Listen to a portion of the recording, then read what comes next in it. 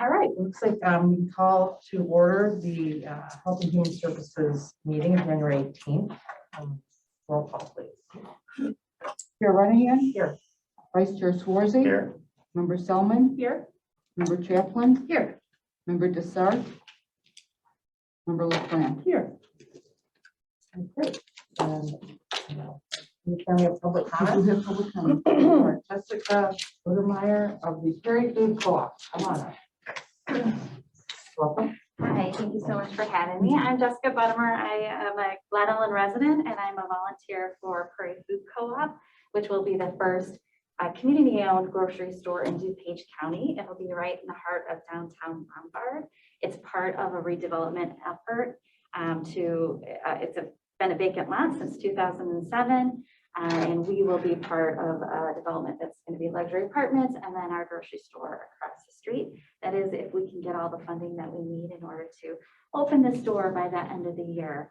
Our developer gave us a nice extension after we raised $1.6 million in 16 weeks of concentrated effort. But we were affected like everyone else with the pandemic and not able to raise the full funds from our community that we expected. So we are seeking additional TIF dollars from the village as well as ARPA funds from the county, and we have submitted a grant to the state of Illinois. But I did want to highlight some things about the co-op that I thought might be of interest to this committee, and that is, even though we're a for-profit business, part of our cooperative principles is concern for the community. And in that effort, our part of our mission is to increase access to fresh, wholesome local foods. In the area that we're going into hasn't seen a grocery store since 2013. 30% are low and moderate income, 12% are seniors, and about 7% don't have access to it. So this is a very important resource to bring to the community. We also have really comprehensive food access programs. We want to make sure everyone can shop at our store. So we have a Food for All program that offers discounts, a line of basics so that everybody can find what they need, bulk foods to save even more. And perhaps even more importantly, we have about a 600 square foot classroom space, a performance area, classroom space and a cafe that's all very flexible so that we can partner with local organizations and bring them in and help educate the community about the importance of eating healthy foods and how to prepare them and bring those kinds of resources to our community. So I'm Jess Buttimer. I'm happy to answer any questions if anyone has them. Thank you for your time. Thank you, Jess, for being here. Right, so moving on your chair report, I'd like to welcome Tom Ricker, GIS Director Extraordinaire, someone we're very lucky to have on the staff.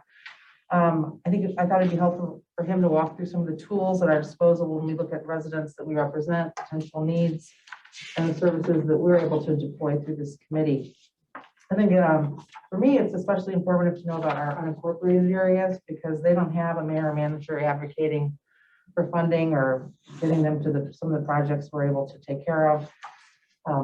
As far as our community services, we know our staffing capacity is under duress, and it is a hope, right? A goal possibly, right? That we will hit some community outreach and be able to fill a position in the future as time goes along. So I think this is important information. We're going to hear from Tom today.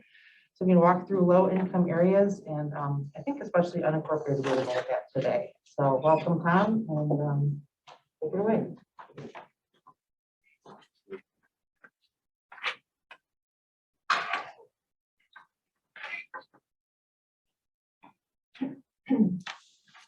Okay. I'm going to pass these around. These are just an example. Okay, what I'm passing around there is just a basic table, okay, of some of the information that we have here. You may see it, you may get something like that in a spreadsheet. Okay, and on that, you'll see there's census tract numbers. Okay, a lot of tables that you get will either have something to do with geography. In that case, that's a census tract number. That's a unique number to each one of these polygons that we have here. These are all census tracts. Okay, you may see something with parcel numbers. Same thing. We have, parcel numbers of ownership and so forth, or addresses. The addresses, we can do what is called geocoding. We can throw it into the GIS. It does where the address is and puts a point where that location is. Okay. So that's all fine and dandy. That really tells you not a hell heck of a lot, right? Okay. You may be able to put that in a graph. Okay. I see a graph. I see, numbers. I see percentages. Yeah, I still don't see the geographic location and how that affects people that we represent. Okay. So what I have done here, and I'll get into the detail, this is called what is called a data enrichment. So at our disposal through our ArcGIS program, we have tons of information, demographic information. I'll show it to you at the end of what we can do. But what we've done here is take the census tracts and pull in the household incomes that are below the poverty level. Okay. So each of these polygons, it basically sees the geographic area, and there's a process that looks and pulls that demographic information and assigns it to that feature in the GIS. So in this case, all these polygon features. Okay, I'm going to switch over here. So what we do is in the GIS, we'll work with this. This is our desktop application. This is what staff has downstairs. We're able to use a bunch of tools and publish the map out to the internet, to a cloud-based system, which is called ArcGIS Online. That's what I've done here. So as you can see, I've got the census tracts that we just had. Okay. And what I did is then pull out from those census tracts all those areas that are 10% or more below the poverty level. Okay. So these are high-end areas of those census tracts.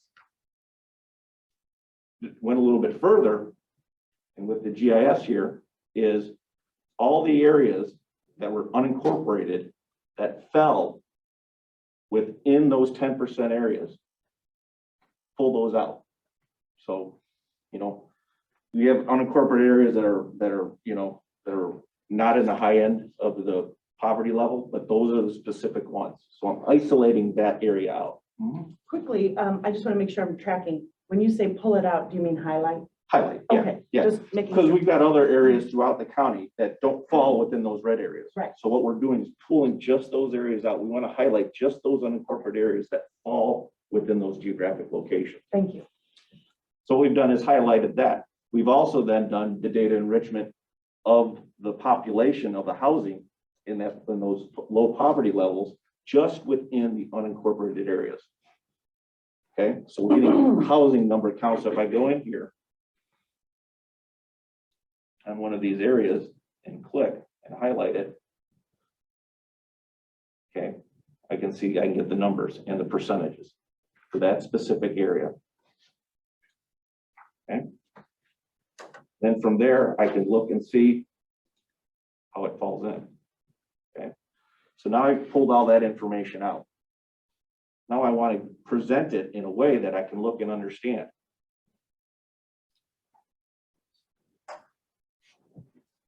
Yes. I think so.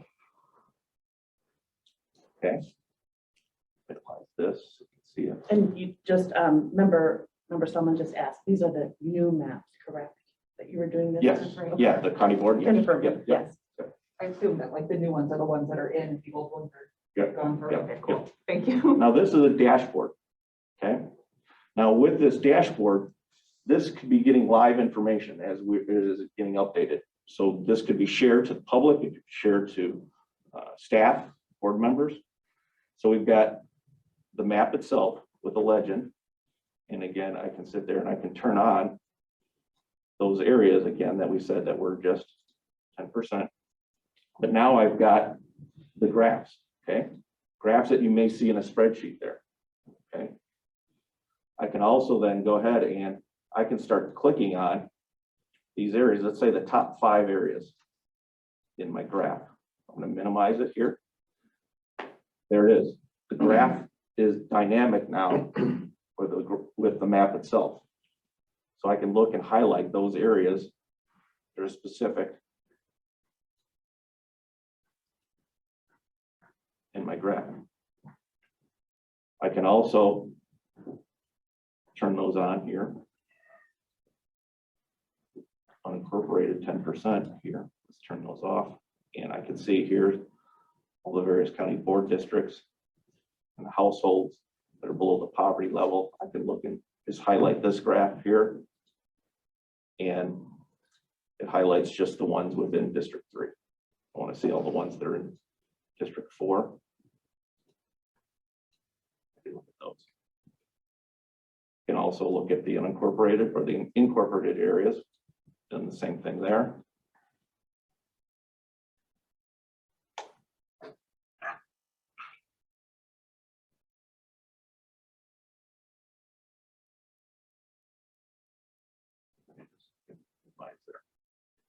So you've got a lot of dynamics there between the map and the dashboard itself.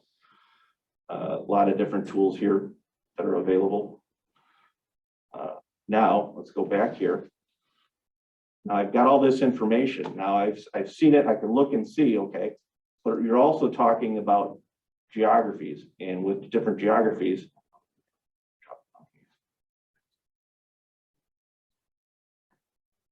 Okay, we see all that information.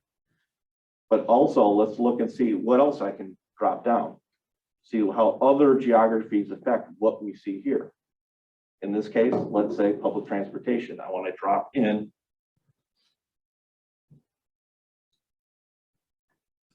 browse for layers, and I'm going to say Pace Bus.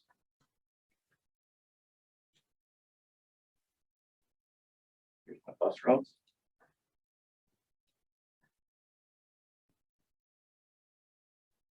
Okay.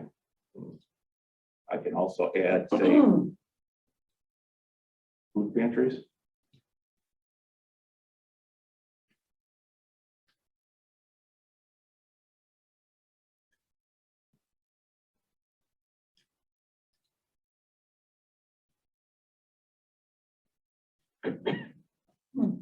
Now with this also, we can go back and look at tools. We can start looking at those high areas of household, poverty levels, and what's the closest food pantries. We can do, as the crow flies, we can do drive times. We can do drive times in certain days of the week, certain times of the day, between 5 o'clock and so 10 o'clock. So you can start looking at all that information. Why is that important? Because now you're looking at what resources need to go where. You're not just looking at the big picture. You're starting to be, I can start concentrating in this area of the county, and these certain people are affected by looking at all that spatial data together. Okay, so it's not just looking at a spreadsheet or a graph, it's spatial data. That's how important it is. And there's a lot we can do. We can download stuff from the state. You get to see a table. A lot of times we can take a look at it and say, okay, yeah, here's that unique ID. In this case, you'll see in that one, it's a geo ID. Okay, could be addresses. We could, take another layer and overlay it on a layer that we have and start bringing certain layers together and manipulating that data. So it's not just looking at a table. We can look at that data. We can start doing a lot with it and showing it in a lot of different formats. Okay. One other thing is, just for recent, this is something similar that the courts department just got a grant, $500,000 grant we did for them, a project. They needed to, for the grant, show one of the two criteria was rural areas and poverty areas. They really didn't qualify for those areas for the county. But what we're able to show was we're able to take their participants, map where their locations were. And when we say those participants, we don't need their names. We just need addresses because that's where they live. Okay. So we took the participants, put them on the map. We're able to see poverty areas where they were and bus routes and the locations to those services and how far they were from those services. Showing all that information, they were able to get that grant, that $500,000 grant, because they said the maps were actually showed where those people were that were underserved. So. Yeah, I was gonna say, I think at this point, we're probably gonna move on with the thing. This is the tip of the iceberg. I mean, Tom, the information that you bring is just a wealth. I mean, so it helps us represent And there's a lot of different tools. One of the tools we're utilizing is, it's called Survey 123. It's like on a Survey Monkey that has a geo-based component to it. We're actually utilizing it in the homeless survey count next week. We've been doing it for 3 years, where the counters go out in the middle of the night, count the homeless people. And what they're doing is filling out the survey and pulling the actual locations of where they're staying at night. So we're able to see that information, see what their services are and where are they throughout the county during that survey. Wow. Well, thank you so much. And I know you're going to send us the link to this particular, is that okay? Send it to Yeah, our full Yeah, committee? and what I'll do is also I'll send you a video from Walgreens. It kind of shows you what you can do with geospatial data. Walgreens has been utilizing GIS for years. You know, we wonder why Walgreens is always on the corner. Ah, Yep, That's why they do it. So, that's what they're using. yeah, All of they've this been using it kind for of, years. right, Mhm. right. Thank you very much. This is fascinating. Thank you. Great. I'll take a motion to approve the minutes of January 4th. Second. Second, questions, comments, additions, all in favor? Aye. Any opposed? Those are approved. I'll take a motion on FIR 50-22, recommendation for amendment to low-income home energy assistance with HHS rescue plan grant, $482,200. Second. Change, motion in a second, questions, comments. I think we should probably address this. Yeah, so this is a reduction in our LIHEAP grant, which is not something we ever get excited about seeing, but so the way the LIHEAP funding works, it comes from the feds and it goes to the state of Illinois, who then distribute it to the 36 community action agencies in the state.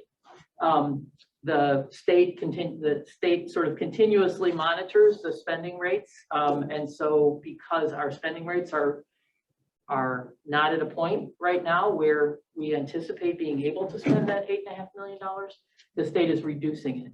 Now, one thing, they have reduced it in the past. This is not something that's never happened before. But I will say that also what has happened in the past is after it's been reduced, if our spending rate increases, we get the money back, basically. But the state doesn't want to run the risk of leaving any of the money on the table.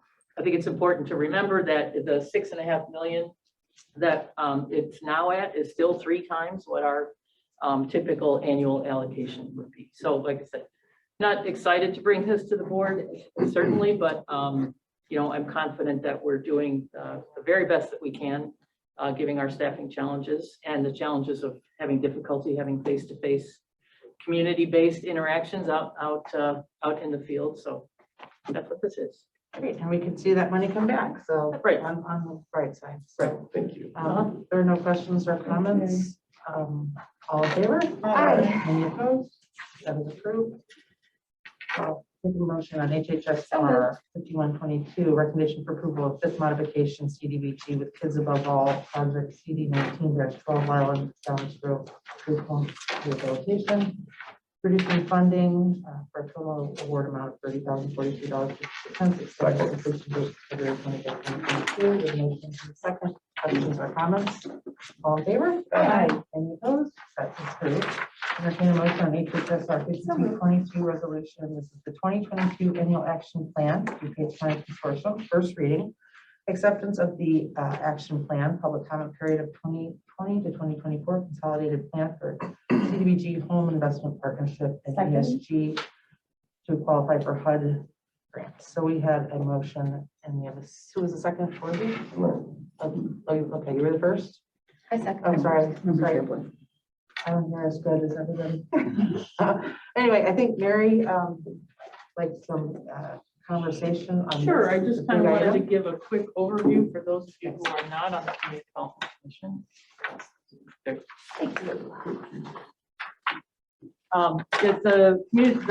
annual action plan is a very large document, and the larger document is our consolidated plan. We are required by HUD to do a 5-year consolidated plan.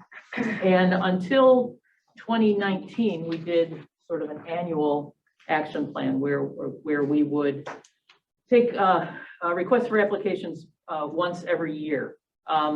We changed that a couple of years ago to have sort of a longer planning cycle. And so what you're seeing is the second presentation of that longer planning cycle. The first was brought to the board back in 2019.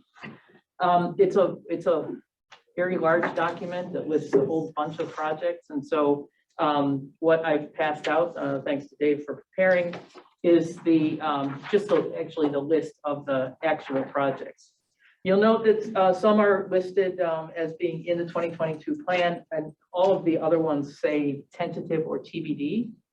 The reason that we have to mark them as tentative is that we certainly don't know, we never know for sure how much our actual allocation from HUD will be each year, or whether the CDBG program will exist each year, frankly, until we actually get the grant. And so that's why the ones that are not 2022 are listed as tentative. It's not that we're thinking that we don't want to fund these projects, it's that nothing is for sure until Congress passes the 2023 and then 2024 federal budget. I want to thank Dave and Member LaPlante for doing a bunch of outreach this year. The thing to remember with any of these CDBG grants, you have to have the timing kind of line up perfectly. You have to have a municipality that has a project, and that project has to be in an eligible area. So and I also want to just kind of give a shout out to GIS and Tom. They're such a tremendous resource for so much of what we do, including identifying those census tracts that are eligible, producing maps that we then give to the municipalities so that they understand what communities or what neighborhoods we can work in. So the process at this point is that this will be the first reading of the annual action plan. We're still in the public comment period. Do we have a public hearing tomorrow? Okay, so we have a public hearing tomorrow. And then second reading will come, I guess, in 2 weeks then for final passage, and then it will move on to HUD. Anyone have any questions? I would just like to emphasize what you were saying for those that aren't on the community development committee, that just to say how much I enjoyed going out with Dave and doing these meetings with the municipalities. I say that obviously the more information, the better. And we would like to add more tour dates to our rider. That's the joke we keep making, that we need t-shirts for our tour. But we do think that that's a fantastic way to do it. The way that we can educate more municipalities, the better. Help walk them through the process, which will make for more successful applications as well. So I think that is and I loved learning so much on those meetings, because that's a great way for us to move these programs forward. So special shout out to Dave again. The one thing I'll add is that you'll see at the bottom of the list, there are a couple of projects for nonprofit organizations. That is another eligible activity. This latest round of these new projects, we focused really on the municipal projects because we were doing a number of nonprofit projects. They can be very challenging to work with. Often their staff don't have the experience or the capacity, and we really have to do a lot of hand-holding. So we remain committed to doing facilities and projects with nonprofit organizations. But we're really just trying to get a bunch of projects through and get our funding spent down so that we can make some significant impacts in these communities. So we will be returning to projects for nonprofit organizations, but we'll be doing, I think, a lot more advanced work with them to make sure that the project is really ready to go before we commit the funds to it. I just had a comment in terms of unincorporated areas. Now, the county, building and zoning can kind of be the spearhead? Yeah, typically a project in an unincorporated area would be run by Public Works, because what we would probably be doing for the most part would be water and sewer, street improvements. Actually, we've done a bunch of stormwater projects with our disaster recovery funds. So it's typically building and zoning certainly could. The types of infrastructure projects that we're usually looking at would either come from transportation or Public Works. Great. Thanks, Mary. Thanks for everybody on CDC. Appreciate it. All in favor? Aye. Any opposed? All right, that is approved. Take a motion on HHSR 5322, recommendation approval of substantial amendment to 2021 action plan element 2024 consolidated plan, increasing reprogramming funds. We have a motion and a second. Questions, comments? All in favor? Aye. Any opposed? That's approved. We'll take a motion on action item, recommendation for approval of third modification, second time extension for home investment partnership funds program with DuPage County Moore Horizon Limited Partnership, project number HM 18-06, HM 1906, HM 2005, extending project completion date through February 28, 2022. And this is a roll call vote. Second, okay. Second, sorry. That's okay. Member Chaplin. Hi. Member Desart. Member LaPlante. Aye. Vice Chair Swarzy. Aye. Member Selman. Hi. Chair Renahan. Aye. Great, thank you. That's approved. Take a motion, HHSP 48-22, contract purchase order to KCI USA, DBA 3M Medical Solutions for rental of wound vac therapy system and medical supplies for wound care and skin care for the Care Center, January 26, 2022 through January 25th, 2023, not to exceed 46,000. Second. Need a motion, second. Questions or comments? All in favor? Aye. Any opposed? Great, thank you. That passes. Take a motion on HHSP 49-22, recommendation approval for contract purchase order Washburn machinery for laundry equipment repair services and parts to the Care Center, February 1st, 2022 through January 31st, 2023, not to exceed 35,000. Second. A motion, second. Thank you. Questions or comments? My comment is, we know Janelle loves her laundry system. She's told us, so I'm very happy on this. All in favor? Aye. Any opposed? That is approved. To a budget transfer, I'll take a motion to transfer budget our personal and indirect cost reimbursement to cover shortages not anticipated in the budget process, $61,235 for the Care Center. Second. A motion and a second. Questions or comments? All in favor? Aye. Any opposed? That's approved. To another budget transfer, I'll take a motion to transfer budgeted funds for regular salaries to various areas, primarily staff, due to staff shortages, FY21. And second. Motion second. Great. Questions, comments? All in favor? Aye. Any opposed? We've got a couple of travel requests. I'll take a motion to approve Community Services Manager to attend National Community Services Data Consortium for ongoing training support homeless management information system, March 27th to 31st, 2022, $2,363.50. Second. The motion, we have a second. Questions, comments? All in favor? Aye. Any opposed? Great, thank you. And I'll take a motion for the Community Services HMIS Database and Report Specialist to go on the same trip, the amount is $2,363.50. The motion. Second, great, thank you. Questions, comments here? All in favor? Aye. Any opposed? Great, that is approved. I don't see any residency waivers today. No residency waivers. Okay, great. Care Center update, Janelle. Hi, good morning. Can you hear me okay? Good Yes, morning. Ann. Great. We've been having some cases at the Care Center, as I mentioned in our last discussion, but over the past 10 days, we've had 9 residents and 18 staff that have tested positive. We have 10 currently on the COVID unit, with 2 residents coming off the COVID unit today. The residents have been symptomatic, but not ill, very ill, minor symptoms. All units are still under quarantine. We're looking at 1 unit possibly coming off today or tomorrow if we get those test results back and there are no additional positives. Visitation hold, that's on an ongoing review with the cases that we're seeing. We'd like it to calm down a little bit more before we would start visitation, but we're certainly working with our resources to review that process. I don't have anything else. Do you have questions for me today? Vice Chair Schwartz has a question. Thank you, Janelle. At this point, how many residents are still unvaccinated? Well, keep in mind, we have residents that, even though the admissions were low, that number will vary based on people that pass away or new admissions. So we're still running around that 94%. So I think it's less than 12, Okay. but don't quote me on that. Have I have to look at that exact number. Oh, and that's a good ballpark. Have any of the unvaccinated tested positive?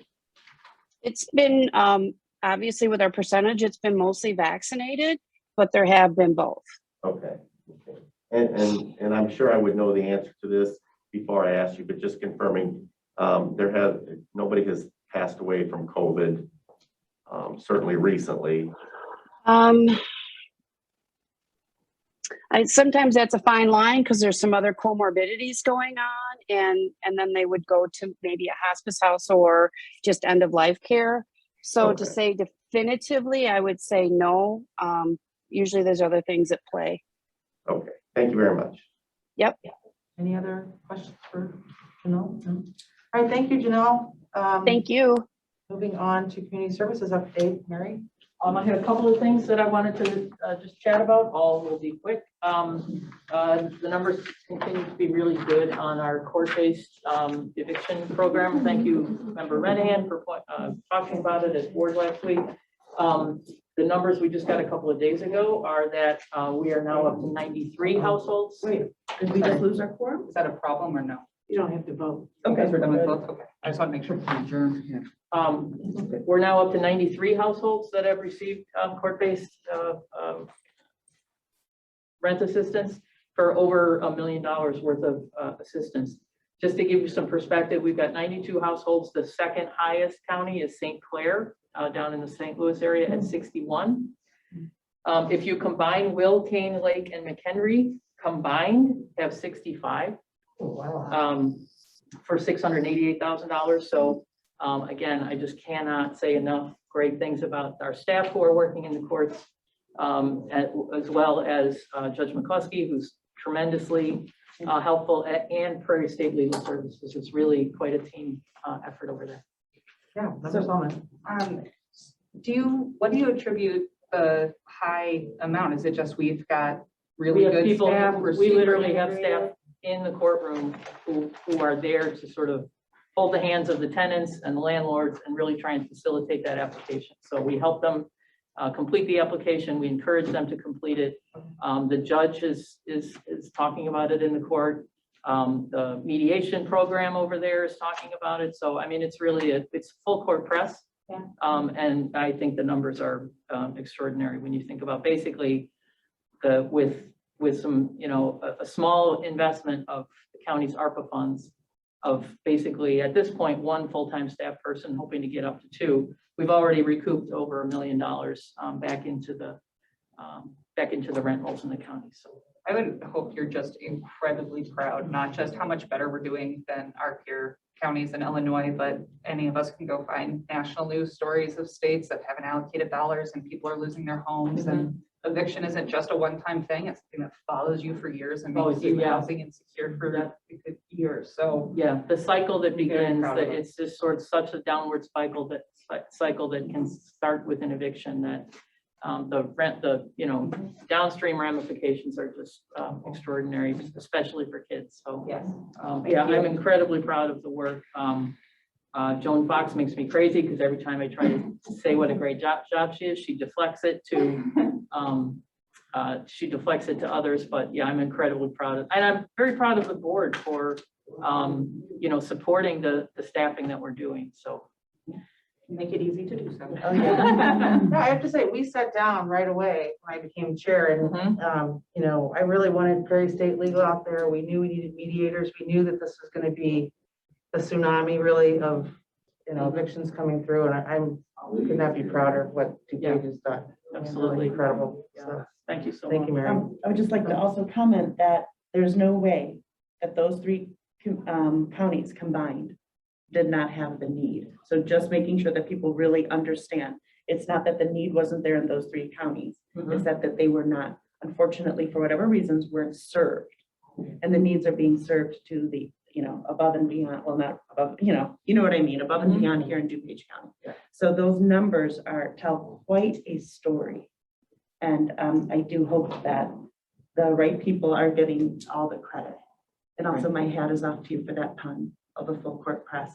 Very well done. So thank you, Mary. You're welcome. A couple other things. Our seniors unit for choices and CCU have gone back to phone assessments due to the high number of COVID cases that we've got amongst our staff, as well as just the community transmission rate. I think that's until February 1st, and then we'll be reassessing. The DuPage Foundation agreement for the grant program. It's been reviewed by our attorney, their board has approved it. And so my goal is to bring it to finance and board next week. so that we can get that moving forward. In the meantime, DuPage Foundation is already doing a lot of the groundwork in identifying who the members of their evaluation team are, kind of thinking about what their process will be. The Water Assistance Program starts February 1st. I think appointments can be made starting January 24th, correct? Correct. It's the first time we've had federal funding to assist with water. It's also one of the few programs that we're able to help homeowners. Typically, we're talking about renters. So we're reaching out to all of the water utilities to make sure that they're able to get the information out to their clients who have it. You have to have an arrearage of at least $250. You have to be disconnected, have a notice of disconnection, or more than $250. Right. So we're trying to make sure that the households with the highest needs. So that's why we're working directly with the water providers so that they can reach out to those households. Yeah, sorry, remember that. My question was how that's working with the municipalities. We had a constituent issue recently where someone called us, asked about the water bill, and it took Nick a couple days to figure out who the heck we could even ask to get that bill, and he did, and we are working on it. But so, because it's not public information the way property taxes and things are like that. So are you working more closely with people in the different finance offices? Yes. Okay. Yeah, we're working specifically with the water provider for the municipality. Perfect. So whether it's a private company or our own county staff or the municipal staff or the various sanitary districts. That's really exciting. I'm Yeah. thrilled that we can help homeowners too. I'm sure I'm not the only one who's gotten a little grumpiness from, well, everyone can get help with their rent, not my mortgage. So that's really helpful. Yeah, unfortunately, it's only about $1.2 million, right? Which is, in a county our size, isn't a huge amount of money, but it's a great start. So, and then, like I said, it's the first federal program ever specifically for water. I think that's it. Yeah, as Tom mentioned, the one-night count for our homeless continuum of care is next week. The Milton Township CERT team, which is Citizen Emergency Response Team, is being tremendously helpful, and really, as you can imagine, it's difficult to get volunteers for the one-night count this year, and so the CERT team has really stepped up. They're going to be covering the forest reserves, the prairie path, and a number of other locations for us. So that's what's going on. Thank you. Thank you, Mary. Do we have any old business? New business? All right, I'll take a motion to adjourn. I guess I don't need a motion to adjourn. Whatever. So, all right, we're adjourned. Thank you. Thank you.